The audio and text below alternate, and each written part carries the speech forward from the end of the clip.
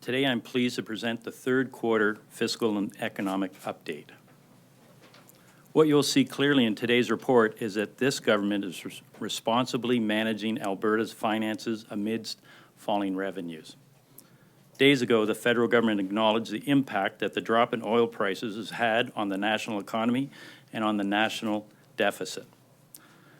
The same is even more pronounced here in Alberta. This is the steepest and most prolonged slide in oil prices in recent history, dropping more than 70% in the last year and a half. Projections for a quick recovery have proven wrong. There is no minimizing the impact that low oil prices are having on people's jobs, on our economy, and on the government's fiscal situation.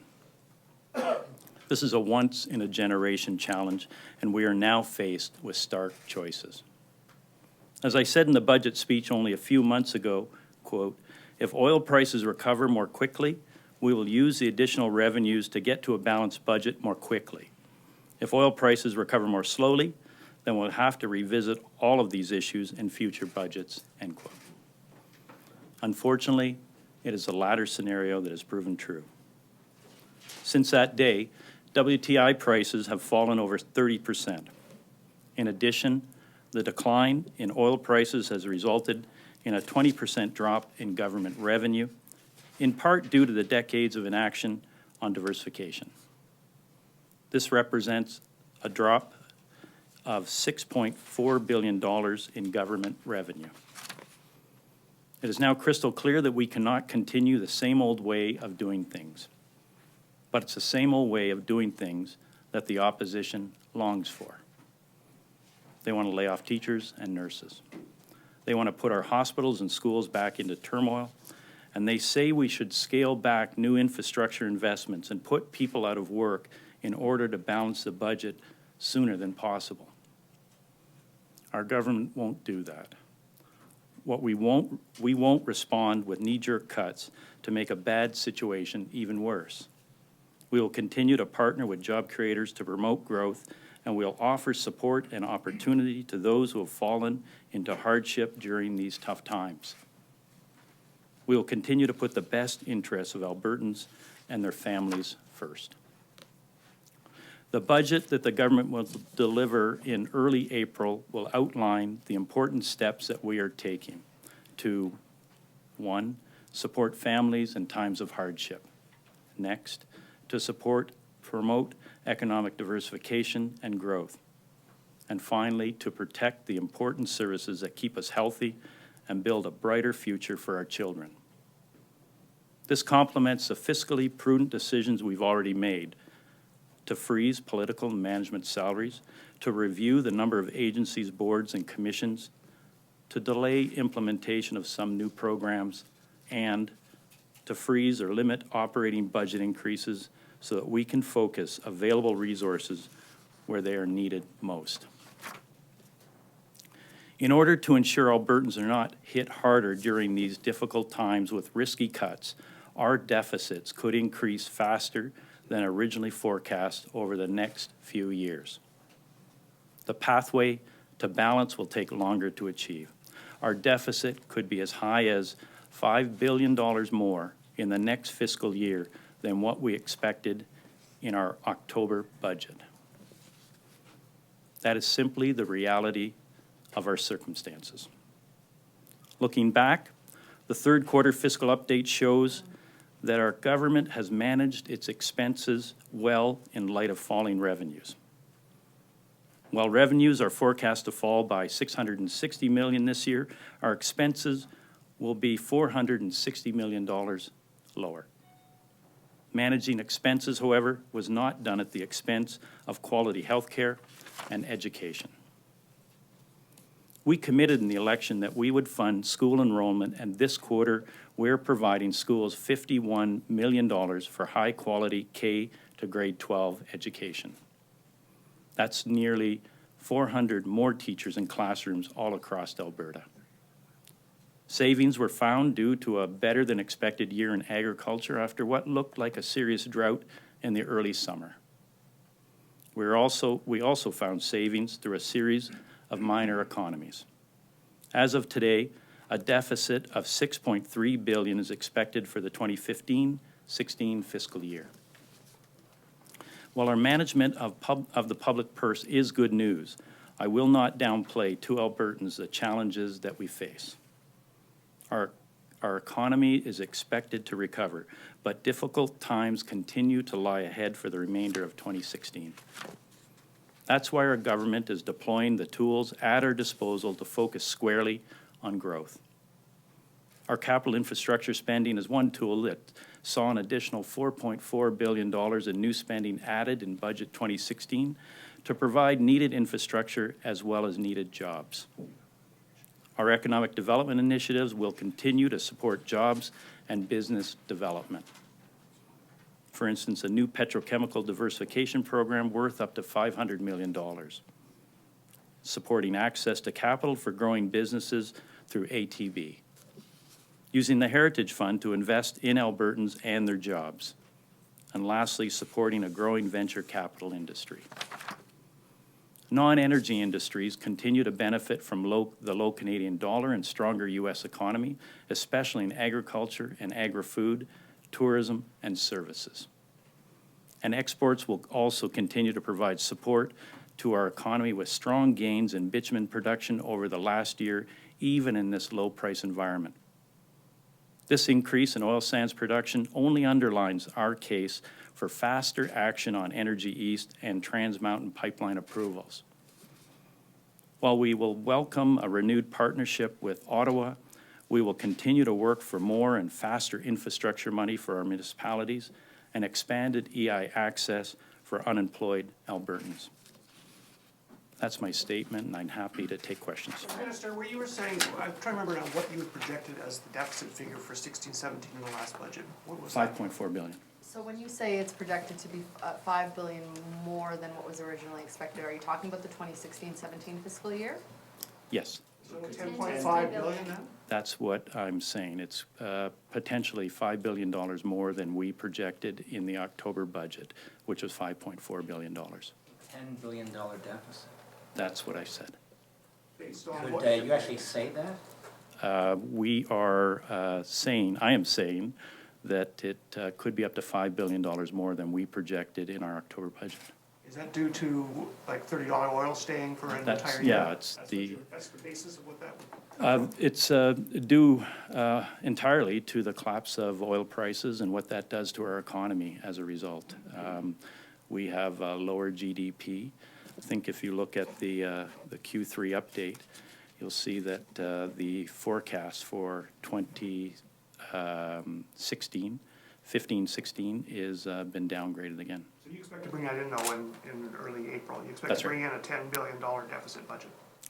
I'm telling you that the forecast we had in October could potentially be $5 billion on top of that, yeah. What's the date for the budget then, sir? I'm telling you that it'll be revealed in the next couple of weeks. Oh, you said early April. That's right.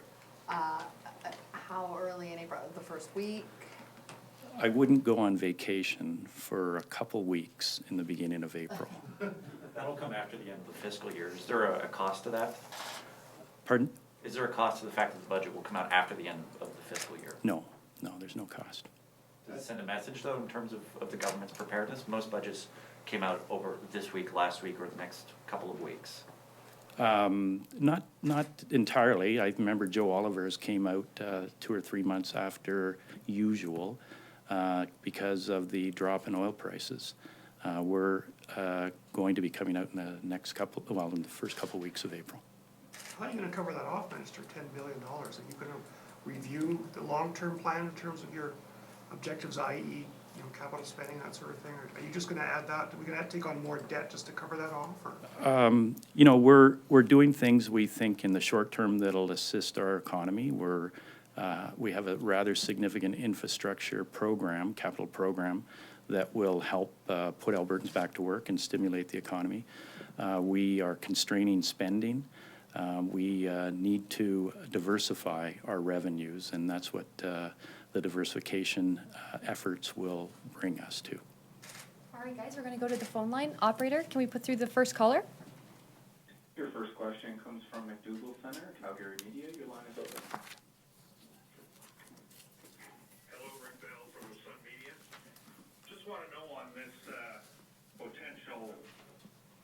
high, it says over $10 billion deficit. Is that after you do all of the adjustments you're doing to your spending and whatever else you plan to do to expenditures, to the expenditure line? We of course, know we need to bend the curve on healthcare spending. That was the biggest grower, or the year-over-year growth, and we're starting to do that. So we're looking at constraining expenditures across the board. We have done a number of things already that will reduce expenditures, and I identified some of those in my speech.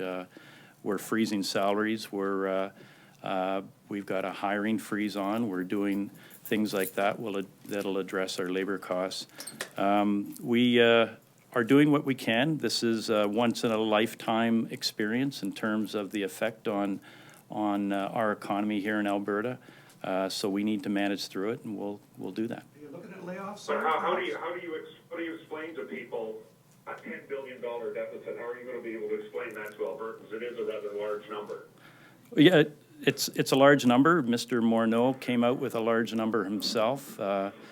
Their energy-producing provinces are experiencing revenue declines, which will probably lead them all into deficits.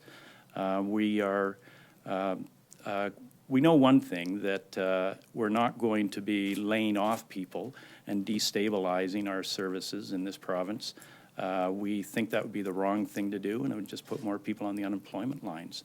So we're going to do what we can to diversify our economy, stimulate the capital program, and get Albertans back to work that way. And we're going to manage through this the best way we can, and that's what Albertans do. We're going to go back to the phone line for one more. Operator, could you put through the next caller? And the next question comes from James Wood, the Calgary Herald. Your line is now open. Hi, Minister. I had two questions I wanted to ask you. First, when you're looking at the 2016-17 budget and this deficit, are there any other new revenue measures you are considering at this point to bring in to help offset that potential deficit? Well, if I will maybe jump to a revenue measure you haven't addressed, the one we do not name. There will be no PST in this province. We are clear on that. We have done things to have a more stable revenue stream, like the PIT and the CIT changes in the spring, like the carbon levy, which will start up in 2017. So we do not see a need for doing a PST. Are there other revenue measures, though, that you will consider for this upcoming budget? Can you be a little more specific? Well, I guess in general, are you looking at other new taxes? Are there other ways to bring in money to help offset this deficit that you currently are not using? No, we're not looking at new taxes. We'll go back to the floor, guys. Minister, is it going to be possible for your government to balance the books before the next general election? No, we're going to take longer to do that than was hoped. In the budget 2015, I think we showed a pathway to balance in 2019, 2020, and that's not possible with this situation that we're faced with. Does he have a revised timeline? We will share that with you in the budget 2016 in the first 2 weeks of April. I appreciate there's no PST, Minister, but I mean, are you not just offloading this responsibility to future generations? Someone's going to have to pay this at some point. Yeah, we know that the lack of diversification in this province has left us suspect to this volatile price of oil, and we can't stay there as a province. We need to change that. So we're committed to diversifying the economy through the number of approaches we've already taken and will take with Budget 2016. I'll show you more. We can't see the too narrow focus on the only revenue stream as the only thing happening in this province. So we will diversify. We will stimulate the economy in the short term. The private sector has withdrawn a lot of their capital for different things, and that's a time for us to be there and to support the development of the GDP, and we will. So with those two things and with a more stable revenue platform, including PIT and CIT going forward, we think we'll be in better shape. That $5 billion extra Yep. deficit, is that paid for by borrowing more money? How do you gonna So that'll be next year, and as you know, we have the contingency account, which we'll continue to use, and when that stops, I think in budget 2015, we talked about borrowing for operations to shore up that. So are we gonna have to borrow more to cover operations as a result of a larger deficit projected for next year? We will be revealing all of that stuff in terms of the borrowing size with budget 2016 in a couple weeks. It's over 50 billion, wouldn't it, by the end of the decade? So when, 49.4 now, right? right now, You're projected to rack up 49.4, I think, billion I see what debt you're by saying. 2020, so that's gonna kick it over, likely over 50 billion. Yeah, what I can tell you right now is our debt to GDP is 5.7%, which is by and large the best of any province and the federal government as well. So we think that we'll continue to have really strong financials in this province with a low debt to GDP going forward. The budget 2015 is probably your best source of information about what the debt to GDP projections were for the year you're talking about. How close would this put us? If we're 10 billion, how close would that put us to the 50% cutoff? Well, it's going to raise it, of course, the debt to GDP, but I want to point to the rest of the country. The weighted average is 30% debt to GDP. We're nowhere close to that now, so we're in good shape that way. But it's going to go up, of course. Would we be getting close to 15 though with that, or we're still gonna be, because I think, was it now 5? 5.7. 5.7, so we're probably not that close. No, it's going to put us still under 10, I think, with this change. But we will have all of that information for budget 2016. Minister, when do you Yeah. expect to see an economic turnaround? It's 1.1 this year, it's gonna be the first time since 82, 83, we've Right. seen 2 straight years. Are we gonna see growth in 2017, and are you willing to share those projections? Well, I think if you look, is it in our projections about the back?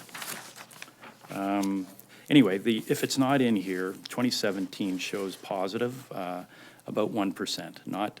Not great, but it's better than what we're dealing with both this year and last year. When you speak to private business, what are you telling them about investing in Alberta? Why should they come here? I tell them they should come here because it's a great place to invest. It always will be.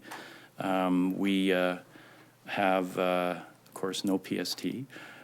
We have a low tax regime overall. We're best in the country in terms of low taxes by $8.5 billion, and will continue to be that under this government.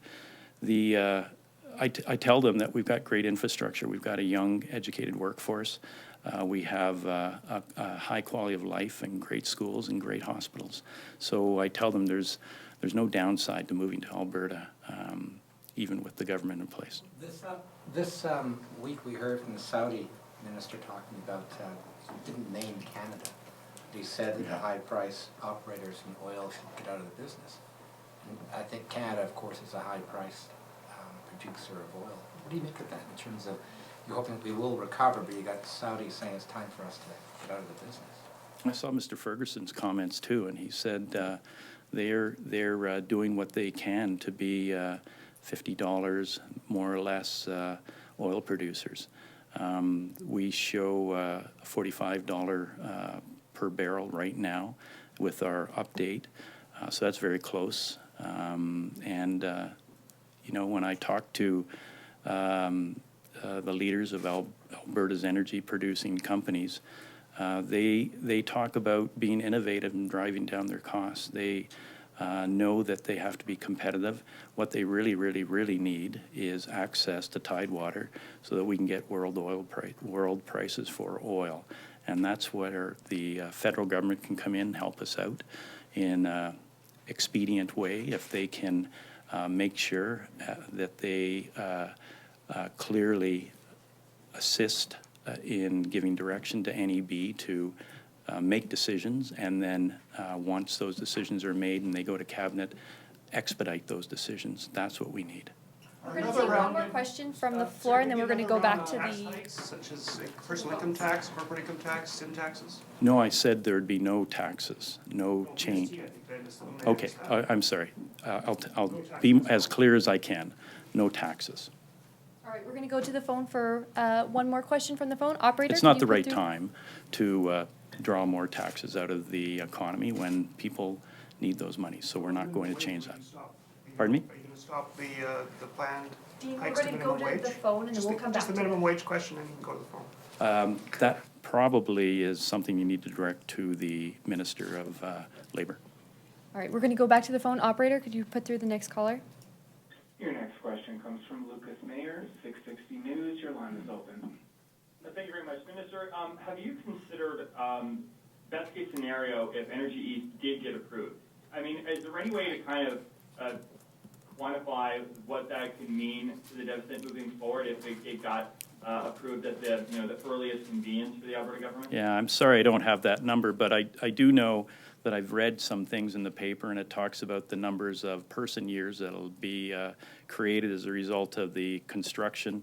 Talks about the amount of money the actual project is. So my guess is that it would be a significant positive uptick on our own GDP if that were to go through in an expeditious fashion. All right, we're gonna come back to the floor for the last question, guys. Minister, there's a Can I get $34 billion through? Can I get capital through? plan. Minister, have you given any consideration to liquidating part of the Heritage Fund to address this? The Heritage Fund, we derive over $1 billion, and we put that into our operating revenues on an annual basis. So I can't see in the short term why we'd want to change that. And it returns about over 6% to us in terms of interest. And that's pretty good at this point in time, so I think we want to continue getting those benefits. We're gonna go to I Justin. apologize profoundly if you said it, but can you say what the actual total number of the deficit for this year will be? No, but what is the Let me just go actual- back to my notes here. Okay, well, let me put it another way. Why won't you actually say that number? Oh, I think I said a lot in this one sentence. Our deficit could be as high as $5 billion more in the next fiscal year than what we expected in the October budget. Oh, my math is really bad. What is that? It's a lot. It's a hell of a lot of money. Thank you very much.